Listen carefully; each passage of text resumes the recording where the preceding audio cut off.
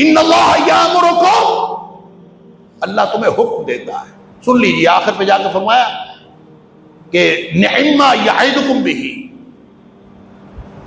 اللہ تمہیں بڑی اچھی نصیحت کرتا ہے. ان اللہ نعما یعظکم بہ، شروع میں فرمایا ان اللہ یامرکم. فرق سمجھ لیجیے، امر جو ہوتا ہے نا، حکم، یہ قانونی حکم ہوتا ہے. اور قانون جب آتا ہے نا، قانون جب عدل نافذ کیا جاتا ہے، اس وقت یہ نہیں دیکھا جاتا کہ میرا کون ہے اور اس کا کون ہے. لا یجرمنکم شنآن قوم علی الا تعدلوا، کسی قوم کے ساتھ تمہاری دشمنی بھی ہو تو وہ تمہیں اس بات سے منع نہ کرے یا اس بات پر آمادہ نہ کرے کہ تم عدل کا دامن ہاتھ سے چھوڑو.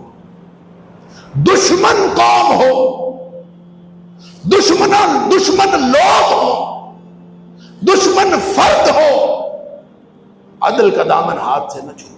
لا یجرمنکم شنآن قوم علی الا تعدلوا، تمہیں کسی قوم کی دشمنی اس بات پر آمادہ نہ کرے کہ تم عدل کا دامن ہاتھ سے چھوڑو. اللہ کیوں؟ اس لیے کہ اعدلوا هو اقرب للتقوی، عدل ہی کرو، حقدار کو حق دے دو، حقدار کا حق دے دو. هو اقرب للتقوی، یہی تقوی ہے.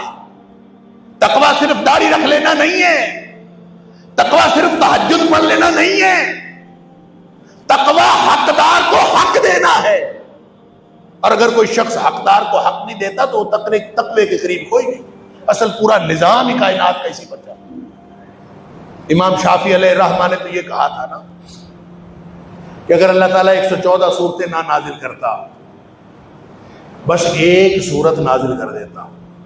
اور یہ بات امام شافعی علیہ الرحمہ نے سورۃ العصر کے بارے میں کہی، والعصر ان الانسان لفی خسر الا الذین آمنوا وعملوا الصالحات وتواصوا بالحق وتواصوا بالصبر. چھوٹی سی صورت.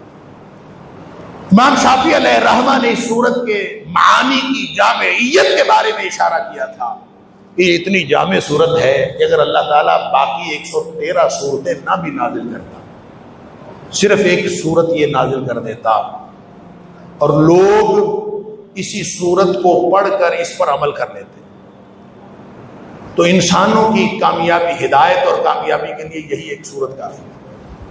اور لیکن امام غزالی علیہ الرحمہ نے اس سے بڑی بات کہہ دی. وہ کہتے ہیں اللہ تعالیٰ پورا قرآن نہ نازل کرتا، 114 صورتیں بے شک نہ نازل کرتا، ایک کلمہ نازل کر دیتا، ایک کلمہ، اللہ اکبر، اور لوگ اسی کلمے کو سمجھ لیتے، سمجھ کر عمل کر لیتے، تو انسانوں کی ہدایت اور کامیابی کے لیے وہ ایک کلمہ کافی تھا. اور وہ کلمہ کون سا ہے؟ اعدلوا، لوگوں کو ان کا حق دے دو، جس کا جو حق بنتا ہے اس کو دے. اور عدل کا متضاد جو ہوتا ہے وہ ظلم ہوتا ہے. جب حق نہیں دیا جاتا پھر ظلم ہوتا ہے. یہ آپ صرف ظلم انسانوں کے ساتھ نہیں کرتے، انسان اشیاء کے ساتھ بھی ظلم کرتے، چیزوں کے ساتھ بھی ظلم کرتے. وضع شیء فی موضعہ، جو چیز جس استعمال کے لیے بنی ہے اگر اس کو وہی استعمال کریں گے تو عدل ہے، اگر اس کو غلط استعمال کریں گے تو ظلم ہے.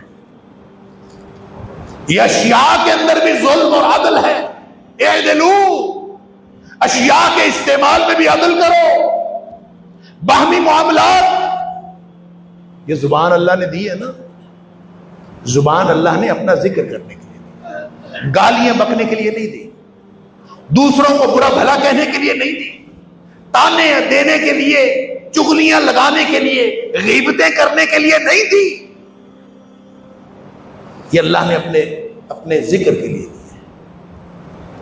اس لیے نبی اکرم صلی اللہ علیہ وسلم نے فرمایا تھا کہ جس شخص کو اللہ پر ایمان ہو اور آخرت کے دن پر ایمان ہو، فَلْيَقُلْ خَيْرًا أَوْ لِيَصْمُتْ، اچھی بات منہ سے نکال سکتا ہے نکالے، نہیں نکال سکتا تو خاموش رہے. اس لیے کہ اچھی بات نکالنا عدل ہے زبان کے ساتھ، اور بری بات نکالنا ظلم ہے. آپ اپنی جان کے ساتھ ظلم کر رہے ہیں.